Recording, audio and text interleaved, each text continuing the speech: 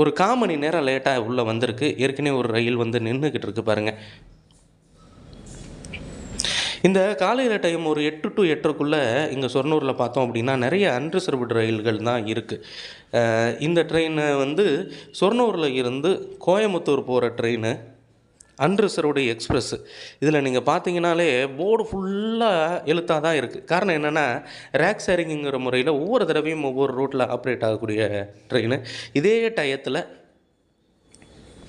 நிலம்பூர் ரோடுக்கு போகிறதுக்கும் இங்கேருந்து ட்ரெயின் இருக்குது. இதில் இன்னொன்று என்னென்னா, நம்ம ஆலப்புழா போகணும் அப்படின்னா கோயம்புத்தூரில் இருந்து இந்த செலவு கம்மியாக அதே மாதிரி இன்டர்சிட்டி எக்ஸ்பிரஸில் போகணும் அப்படின்னு நம்ம நினச்சிட்டோம்னாலும் ஒரு ஐடியா நமக்கு இருக்குது.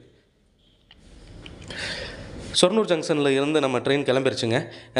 கிட்டத்தட்ட ஒரு 20 நிமிஷம் டிலேயில் தான் இப்போ நம்ம போய்கிட்டு இருக்கோம். அது என்ன ஐடியா அப்படின்னா, நீங்கள் கோயம்புத்தூரில் இருந்து இந்த இன்டர்சிட்டி